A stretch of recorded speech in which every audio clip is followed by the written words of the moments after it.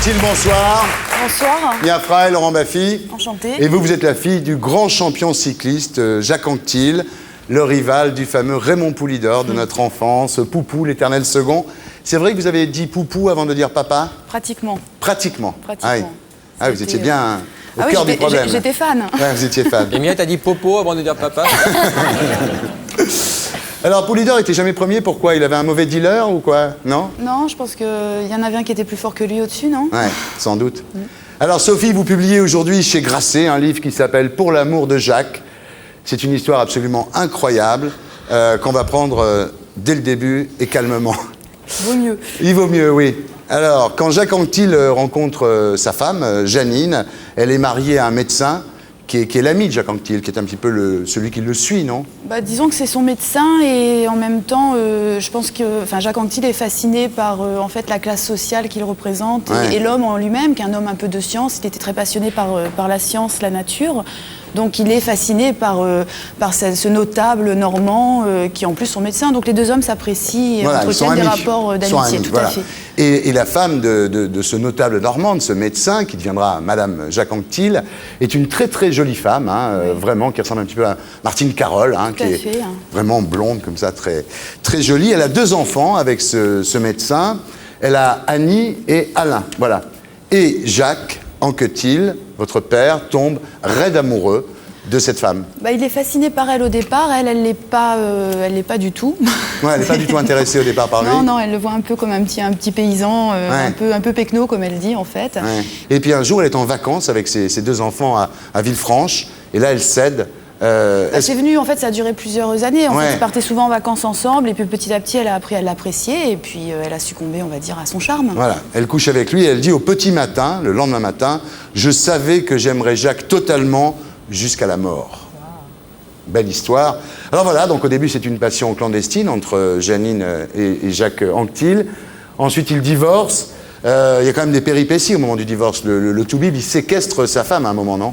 Oui, enfin, disons qu'il faut remettre aussi dans le contexte des années, fin des années 50, début des années 60, où c'était, enfin, ça se faisait pas, je veux dire, les gens ne divorçaient pas. En plus, bon, c'était pour aller avec un homme public, enfin, c'est un truc, c'est énorme, quoi, je veux dire, c'est mal vu. Oui, alors les enfants restent avec leur père au départ, chez le médecin, et puis ils commencent à fuguer, à aller de plus en plus souvent dans la maison de Janine et Jacques, et ils finissent par vivre avec leur mère et leur beau-père, quoi. Disons que leur père finit par capituler devant l'insistance des enfants à toujours vouloir. En fait, ils étaient fascinés par la vie qu'avait ce couple, en fait, qui était déjà très beau, qui était en plus qui voyageait, qui les emmenait de partout à travers le monde. Donc, des années 60, voyager au bout du monde, c'était pas commun. Hein. Alors à ce moment-là, le Toubib coupe les ponts et on le reverra plus jamais. Il donnera plus jamais de nouvelles. Voilà, ça c'est fin du premier épisode. Est-ce que tu suis, Laurent? Oui, Toubib, Janine Toubib, 2 enfants, Jacques Anquetil. Voilà, tu suis. Prenez des notes, hein, c'est mieux. Hein. Tu suis, Mia? Oui, je suis. Bien. Alors, ça c'est fin du premier épisode. Et puis ensuite, quand Jacques Anquetil arrête le vélo au début des années 70, il a 36 ans et puis d'un seul coup, il se retrouve tout seul dans sa grande propriété du Château des Elfes, 700 hectares. Et là, d'un seul coup, il se rend compte qu'il a fait une carrière formidable, qu'il a fait du bon travail en tant que coureur cycliste, mais qu'il n'a pas de descendance, il n'a pas d'enfant. Et il veut en avoir. Tout à fait. Ouais. En fait, c'était un homme qui était fasciné par le miracle de la nature. C'était quelque chose. Il était fou des bébés, il adorait les enfants, et puis il trouvait ça fabuleux le fait de mettre au monde. Et ce qu'il faut savoir, ce qui est très important, c'est qu'elle a 2 enfants par césarienne, 2 accouchements très difficiles, et son médecin, en fait, son mari, pardon, de médecin, lui a ligaturé les trompes, estimant que c'était dangereux pour elle et pour sa santé d'avoir d'autres enfants. Donc il ne peut pas avoir d'enfant avec Janine, et il est très embêté parce qu'il l'aime. Et il se dit, il faut que je trouve une mère porteuse, c'est la seule solution. Et à un moment, il pense même aller voir une prostituée. Il dit, on va prendre une pute à Paris. Il est prêt à partir à Paris pour chercher quelqu'un. Il est prêt à n'importe quoi, en fait, pour trouver quelqu'un. Voilà, alors évidemment à ce moment-là, Janine est tourmentée, elle se dit quand même c'est incroyable que mon mari soit obligé de faire ça, elle cherche et puis petit à petit, une idée vient insidieusement comme ça en elle, ça serait l'idée de donner sa fille, Annie, à Jacques Anquetil. Ah oui. D'accord. Eh oui, elle demande à sa fille de porter le bébé de son Annie, mari. quel âge? Quand je suis née, 22 ans. 22 ans. Voilà. Elle est jeune. Voilà.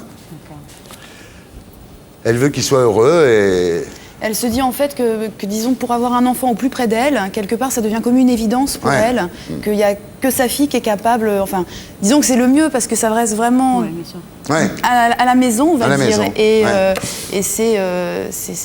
pour moi, c'est magnifique, hein, c'est un don extraordinaire. Ce qu'il faut dire quand même, c'est que Annie, votre mère, donc, n'accepte pas sous la contrainte, hein, on la force pas, il faut dire les choses quand même, hein.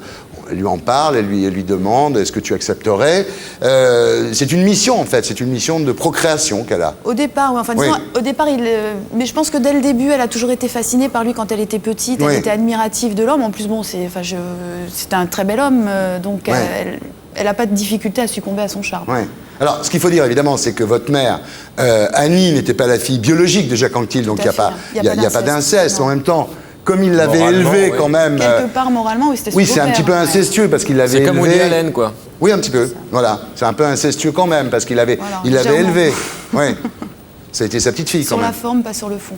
Voilà. Alors voilà, donc vous retrouvez-vous avec deux mamans, hein, dont l'une est la fille de l'autre. Je suis au milieu de ça. Voilà. Alors au début, Jacques Anquetil se dit on va faire reconnaître la maternité de Jeannine par l'administration, mais ça marche pas. Non, mais c'est-à-dire qu'en fait, au départ, à l'époque, quand je suis née en 71, et la loi pour reconnaître ses enfants naturels est passée en 72. Donc ça l'embêtait beaucoup que je ne porte pas son nom. Donc il avait envie de me faire un peu passer pour la fille de sa femme, ce qui n'a pas pu être possible, parce qu'elle a dit quand même, faut pas exagérer non plus. Et l'année d'après, il m'a reconnue et j'ai porté son nom. Voilà. Alors ça aurait pu en rester là. C'est-à-dire que si à ce moment-là, votre mère Annie était partie faire sa vie autre part, ça aurait pu en rester là. Mais le problème, c'est qu'au-delà de cette mission de procréation, votre mère reste dans le lit de Jacques Anquetil. Il tombe amoureux. Voilà. Ah oui, c'est extraordinaire cette histoire. Ils ne sont pas restés juste le temps de faire le môme. Ils sont restés 12 ans dans le même lit. Et le soir, Jacques Anquetil commençait la nuit dans le lit de Annie, la maman de Sophie, et ensuite il rejoignait le lit de Jeannine, la maman d'Annie. Je vais faire un schéma. Mais tout ça se passe très bien, ce qu'il faut dire, hein, quand même, Sophie. Il n'y a pas de, il y a pas de violence. Il n'y a pas de jalousie. Non, enfin bon, il y a toujours des petits... on va dire, je sais pas, dans un couple, il y a des fois déjà des petites tensions, donc à trois, c'est plus compliqué. Mais non, dans l'ensemble, il y a une jalousie un peu de mère-fille, mais ça se passe bien, quoi. Je veux dire, c'est pas un truc, ils se disputent pas tous les jours, quoi. Tout va bien. Il y a des fois des petites engueulades, mais ma foi, comme partout dans tout couple. Hein. Ça dure 12 ans, cette espèce de vie comme ça, dure 12 ans. Et à un moment, votre mère, quand même, rencontre quelqu'un qui lui dit « Mais enfin, la vie, c'est pas ça. » Disons, le temps passe et puis elle voit, en fait, elle voit sa jeunesse un peu partir. Elle voit, elle a toujours vécu sous l'emprise, en fait, de son beau-père et de sa mère. Et à un moment donné, elle a besoin de vivre sa vie à elle, quoi. Donc, elle décide de partir, C'est la première qui a su dire non, je m'en vais. À Jacques. C'était difficile de dire non à Jacques Anquetil parce que c'était très facile. Vous dites souvent dans votre livre d'ailleurs, c'était un sultan oriental, quoi. C'est quelqu'un dont on avait du mal à pas observer les ordres. C'était quelqu'un qui était très ouvert, qui acceptait facilement la conversation, mais il était dans la subtilité, on va dire. Il arrivait il arrivait toujours à ses fins, sans qu'on ait l'impression que ça soit lui qui l'ait voulu, mais bon. Voilà. Il arrivait à ses fins. En tous les cas, Jacques Anquetil ne se remet pas du départ d'Annie, il devient malade d'amour, quoi. Hein. D'ailleurs, c'est peut-être ça qui lui a filé son cancer, j'en sais rien, mais toujours est-il que c'est de ça dont il mourra quelques années plus tard. Et là, Jeannine, sa femme, demande à Alain, son fils, et à sa femme Dominique de venir habiter avec eux. Enfin, pas habiter, non, c'est-à-dire qu'ils se voyaient plus trop parce que Annie ne s'entendait pas bien avec Dominique, sa belle-sœur. Je vais faire 2 colonnes. Oui, voilà, c'est mieux. Faites Tiens, même... je vais reprendre ton croquis. Non, mais c'est facile, il y avait T'as une gomme, Méline ? Une gomme et des feutres. À ce moment-là, Jeannine donc demande à son fils Alain et à sa femme Dominique de venir vivre près d'eux, c'est ça? Enfin, c'est pas de vivre près d'eux, c'est-à-dire qu'au départ, on habitait tous ensemble et ma mère, en fait, disons quand Dominique est arrivée à la maison, ça a été quelque part une femme de trop, entre guillemets, parce que bon, déjà elles étaient deux, une troisième, bon, ça faisait un peu compliqué à gérer tout le monde sous le même toit. Et elles se sont disputées, en fait, et donc mon oncle est parti vivre de l'autre côté de Rouen. À ce moment-là, donc, Anquetil se sert de Dominique pour rendre Annie jalouse et pour essayer de la faire revenir. Ouh là là. C'est incroyable. Disons qu'en fait, quand ma mère s'en va, Nanou en fait décide de recréer, enfin disons de dire à son fils de revenir plus souvent à la maison, puisqu'en fait Annie n'est plus là pour empêcher Nanou, Dominique pardon. de rentrer. Janine, oui, parce qu'on l'appelle tous Nanou en fait. C'est un petit nom qu'elle a entre nous. Et donc elle ramène son fils à la maison et sa belle-fille qui viennent régulièrement, alors qu'ils venaient plus du tout. Et là, germe une idée extraordinaire dans la tête de mon père, très tacticien, de dire finalement, pour embêter Annie, je vais peut-être me mettre avec Dominique. Ce qui manque pas de faire d'ailleurs. Voilà ce qu'il fait. Voilà. Mais alors... Attends. Mia, allez-y. Allez-y. Donc, ton oncle, Oui. qui est en même temps ton frère. Alors, justicieux, c'est vrai qu'au niveau des titres, c'est une embrouille totale. Ouais, c'est une embrouille totale. Voilà. C'est-à-dire que mon oncle est mon frère, enfin c'est mon demi-frère, c'est mon frère par le titre, c'est mon parrain en plus, donc c'est c'est un peu compliqué. Il n'était pas jaloux que, Et ta mère, c'est que ta votre sœur. père... Voilà. Mais non. Je l'ai. Et ma grand-mère, c'est ma mère. Bravo, il a bien suivi. T'as rien compris, Laurent. Avec un croquis, ça va tout de suite mieux. Il est bon. Non, mais c'est vrai que, non, avouez, c'est vrai que c'est une histoire. Ta mère, c'est ta sœur. C'est une histoire absolument incroyable, puisque donc Anctil, après avoir été avec la mère de Sophie, se met avec la femme du frère de Sophie, avec Dominique, et il a un enfant encore. Il a un enfant qui est votre... Qui est mon frère, en fait. Qui est votre frère. Qui est mon frère. Qui est votre frère, qui s'appelle demi-frère. Christopher, voilà. Tout à fait. Christopher. Voilà. Et donc avec mon cousin, Germain, j'ai un demi-frère en commun. Voilà. Germain, c'est le prénom, c'est le degré de parenté. Comme vous voulez.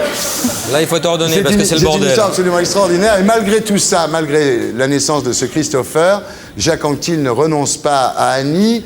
Et elle dit un jour, je reviens si cette Dominique s'en va immédiatement. Et alors lui, il lui dit non, je veux attendre d'abord le baptême de Christopher. Donc elle revient pas, sinon elle serait revenue, hein, votre mère. Avec des si... Ouais. Donc... Voilà, et c'est la veille du baptême de Christopher qu'il apprend découvrira qu'il a un cancer. Voilà, ça c'est l'épilogue de l'histoire. Donc il a attendu ce baptême-là et la veille il apprend cette triste nouvelle. Et cette Dominique, ce qu'il faut dire quand même, je la connais pas, mais enfin, elle s'occupera de lui jusqu'à sa mort quand même. Oui, non, bien sûr, elle l'accompagnera jusqu'au bout. Je pense qu'elle a été très amoureuse de lui aussi. Aussi. Bien sûr. Toutes les femmes étaient amoureuses de lui. Tout à fait. Et vous? Énormément. C'était mon père. Moi, j'ai une quand même. question. T'as fait un enfant avec lui? Pas d'inceste dans la Non, parce que famille. j'aurais eu la Pas casse. d'inceste, Laurent. J'aurais eu la Pas casse. d'inceste dans la Mais famille. j'ai une Je voulais question. anticiper, mais j'ai faux, toi. Mia, une question. Oui, est-ce que ton père, donc, est-ce qu'il avait dans son cœur assez d'amour pour donner à tout le monde, pour que tout le monde soit plein Il y a beaucoup d'hommes aujourd'hui qui ont des doubles vies avec des maîtresses et qui, je pense, sont assez Ouais. bons pour donner à tout le monde, quoi. Enfin, je veux dire, l'homme, pour moi, est foncièrement bigame à la base. Hein. Ah, il a du pot, Joël. Bien, en tous les cas, ça n'a pas été facile pour vous. Hein. Ça a quand même été une enfance un petit peu compliquée, non? L'enfance, non, parce que toute ma petite enfance a été géniale. Enfin, je veux dire, deux mamans, c'est top. Ouais. C'est doublement d'amour. On peut jouer Mais sur vous trois saviez, tableaux. vous saviez la vérité quand Mais même. toujours su. Hein, Ouais. Mais c'est vrai que on se rappelle pas quand est-ce qu'on a appris à marcher. Et moi, j'ai toujours su qui était ma mère, ma grand-mère. Ouais. Ça n'a jamais été caché. Enfin, je veux dire, c'est un homme qui a eu finalement le courage de mettre sa femme et sa maîtresse sous le même toit et faire ça avec beaucoup d'amour et dans une entente extraordinaire. Vous accepteriez, Mia, ça? Je pense que oui, effectivement, si un homme a vraiment cette générosité du cœur, que je me sens pas lésée, et que vraiment il a ce charisme qui fait qu'il m'envoûte et qui me donne satisfaction, je pense que oui. Je pense qu'on peut Je crois que c'est une s'aider. histoire de femme. Oui, c'est ça. Je sais pas si les hommes seraient capables d'accepter l'inverse. En tous les cas, vous, ça vous a pas spécialement perturbé. En tous les cas, vous avez l'air plutôt cool. Mais vous êtes quand même parti un petit peu en Amérique latine, un petit peu au Mexique à un moment. Oui, enfin, je suis partie. Non, mais ça, c'était. Enfin, disons qu'après, je me suis un peu cherchée, mais comme toute personne peut chercher à un moment donné. Et, voilà, on suit son chemin. C'est vrai qu'il y a des moments plus ou moins difficiles. Bon, moi, l'adolescence n'a pas été facile parce que d'avoir sa tante qui devient du jour au lendemain, sa belle-mère, quand on est en pleine crise d'adolescence, de perdre son père à 16 ans et demi, bon, c'est pas l'idéal quand même. Hein. Mais sinon, sur tout le reste, non, j'ai vraiment été très heureuse, quoi. Aujourd'hui, ça va? Vous vivez... Je vis bien. Je vis en Corse, dans un endroit magnifique, au bout du monde, à côté Au-dessus de Calvi. Calenzane, c'est ça? Voilà, au-dessus de Calenzane. Je vais faire un croquis de la Corse. avec Joël, hein, c'est ça? Et vous avez un enfant qui s'appelle Yann et qui a 6 ans. Donc vous avez une Et vie qui assez... est le papa? On peut le dire, non? Non? Ok, c'est secret. Mais alors, ce qui est Il y a drôle... plein de mamies. Le plus incroyable de l'affaire, c'est que Nanou, Janine, vit là-bas aussi, On vit non? tous ensemble. Enfin, Ah oui, tous et Annie ensemble, aussi. À 3 km les Donc unes vous des avez autres. recréé ça là-bas. Tout à fait. Le clan s'est reconstitué. Donc il y a vous, il y a votre maman et ma grand-mère. Et votre grand-mère, voilà, Voilà. c'est ça. Enfin, Et je veux dire, elles ont lu le bouquin? Oui, elles ont toutes lu avant Dominique aussi, du reste, avant de le sortir même. Je leur ai demandé leur avis, ce qu'elles ont pensé. Et tout le monde était d'accord? Bah oui, enfin, elles ont trouvé... Dominique, elle a gardé la propriété, elle, quand même. C'est mon frère qui a... Ouais. oui, enfin, Alain. Non, non. Attends. Mon Ah non, frère, c'est Christopher, pardon. Oula. Christopher. La maison est à Mon petit Christopher. frère qui a 18 Ah là, ans. Le c'est vélo, votre qui a eu oncle, le je suis vélo con. Qui a le vélo de papa? Bon, c'est lui, parce que moi, j'en fais pas de vélo. Hein. Et ce qui est incroyable, c'est que ça n'a pas laissé beaucoup de traces finalement. C'est un peu comme, je ne sais pas si vous avez vu le bouquin de Franz-Olivier Gisbert, qui s'appelle L'Américain. Il raconte des choses terribles qui lui sont arrivées pendant son enfance et son adolescence.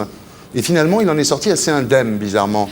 Mais c'est pas, je pense pas que c'est bizarre. Je veux dire, il y a des gens qui manquent d'amour dans plein de choses. Moi, j'ai eu énormément d'amour. Donc, je pense que quand il y a de l'amour dans quelque chose, quelque part, on se rééquilibre. Je veux dire, il y a pas de, on peut avoir des moments de déséquilibre, mais l'amour est plus fort que tout. Vous saviez depuis toujours que vous raconteriez cette histoire un jour? Quelque part, je l'avais en moi. J'ai toujours dit, quand j'étais petite, un jour, je raconterais cette histoire. Et j'aime bien écrire, donc bon, l'un dans l'autre.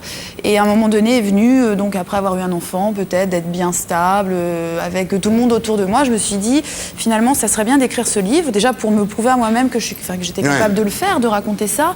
Et puis, ça a été, enfin, il y a eu des petites choses que j'ai entendues, des fois, des petits dérapages de gens de l'extérieur qui se permettaient de dire qu'ils avaient eu vent ou entendu des bruits sur ma situation familiale. Et je me suis dit, finalement, s'il y a quelqu'un qui a le droit de raconter cette histoire, c'est moi. Et je trouve que c'est une... Mais il vaut mieux que ce soit vous que quelqu'un d'étranger au clan, bien sûr. Ça m'aurait fait mal si c'était quelqu'un d'extérieur qui l'avait raconté. Déjà, on ne peut pas la comprendre si on n'est pas à l'intérieur. Et en plus, c'est quand même une très belle histoire d'amour. Mais ce qui est incroyable, c'est que ça soit pas sorti finalement. Parce que quand même, Jacques Anquetil, c'est une énorme star. C'est tout le charisme de l'homme. Est-ce que le cancer, il l'a eu à cause du dopage? Alors, moi, je vous réponds la question suivante. Je ne sais pas. Parce que, est-ce qu'un enfant de 8 ans qui a une leucémie, c'est à cause du dopage? Je ne sais pas. Ouais. Le cancer, c'est quelque chose qui ne s'explique pas. Ça se déclenche chez n'importe qui, n'importe comment. Est-ce que le dopage aurait favorisé le démarrage du cancer? Ça, Il en prenait un petit peu quand même. Vous le dites d'ailleurs dans votre bouquin. Ça a été le premier coureur, on va dire, à avouer, enfin à dire qu'on ne gagnait pas un Tour de France avec un morceau de sucre. Ouais. Qui en a parlé publiquement, et il a dit si personne n'en prenait, je n'en prendrais pas. Et ce que j'explique aussi dans le livre, enfin bon, moi le dopage, c'est sûr, quand je vois ce qui se passe aujourd'hui, c'est triste, quoi. Je veux dire, ça me fait mal au cœur. Bon, c'était pas du tout la même chose à l'époque. Enfin, c'était beaucoup plus gentil, on va dire. Vous pensez qu'il en pense quoi s'il vous voit là ce soir? Ben, je pense que quelque part, ça le ferait sourire. Ouais. Ouais. Franchement, l'ambiguïté du personnage. Sophie Anctil pour l'amour de Jacques. C'est édité chez Grasset, mesdames, messieurs. Et pour être sûr de ne rien rater de Inarditube, abonnez-vous et mettez un pouce bleu.